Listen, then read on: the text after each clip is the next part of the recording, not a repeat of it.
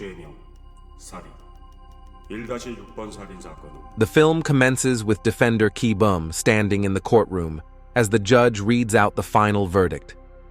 Numerous individuals present in the court express their disappointment when Ki-bum is declared not guilty for the crimes committed against them. Ki-bum is only found guilty for one murder and is subsequently sentenced to 15 years of imprisonment.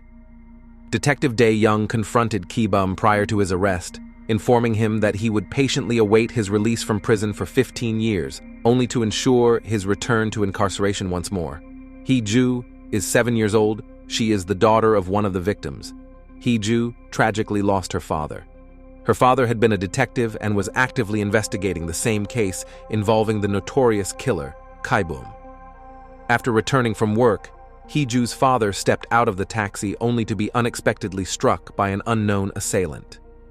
Within moments, he realized he was bleeding profusely from his neck. Despite his desperate attempt to reach his apartment, he succumbed to his injuries without alerting anyone. It was the day of Hee-ju's father's birthday when he was tragically killed. Detective Dae-young had brought a birthday present for his friend, only to discover upon entering that his friend had been murdered. Detective Dae-young has been patiently waiting for Ki-bum's release from prison for 15 years. Upon seeing Ki-bum, Detective Dae-young solemnly stated, "I will ensure you are brought to justice again, no matter what it takes." Ki-bum responded, questioning, "Do you still consider me to be the perpetrator?" Hee-ju has reached adulthood, and she diligently records everything as notes, which she then places on the wall.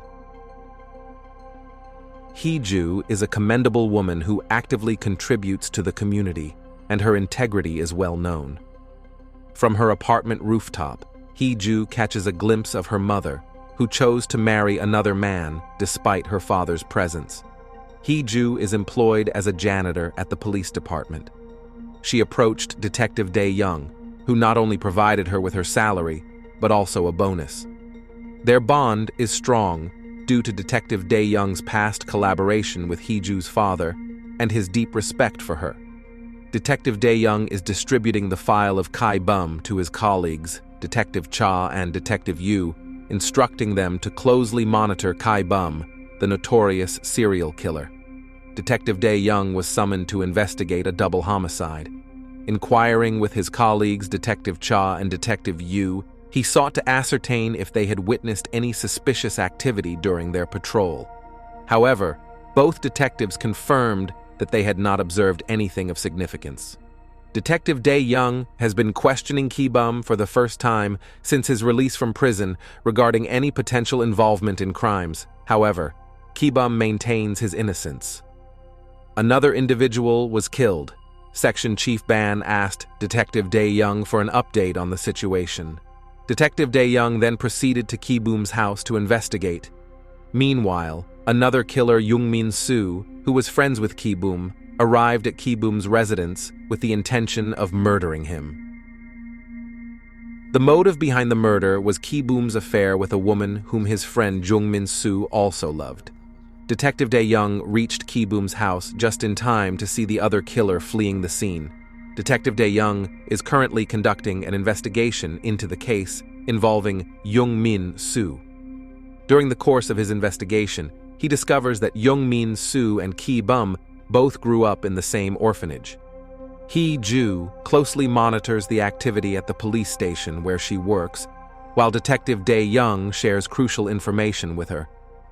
Meanwhile, Hee-ju goes to a store to purchase a dog chain.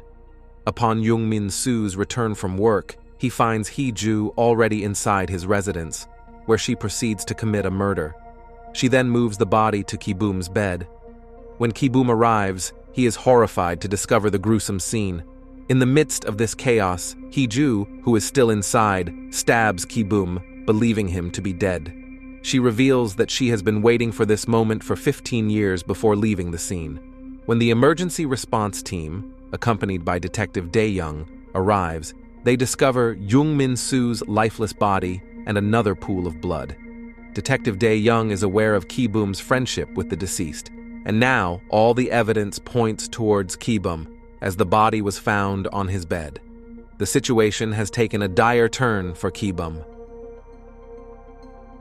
The police chief assumed his duties, convened a meeting with the staff, and inquired about the escalating violence in the city. He urged his colleagues to work together to apprehend criminals and bring them to justice.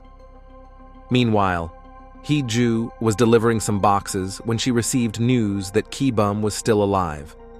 Ki-bum visited a cyber cafe, where the owner recognized him as a wanted criminal. The government had placed a bounty on his head for his capture.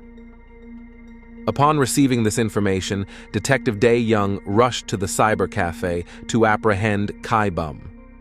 However, Ki-bum managed to escape, stabbing Detective Cha in the process and taking him hostage. Ki-bum then fled in Detective Dae-young's car. Ki-bum arrived at the police station and approached one of the officers responsible for data keeping.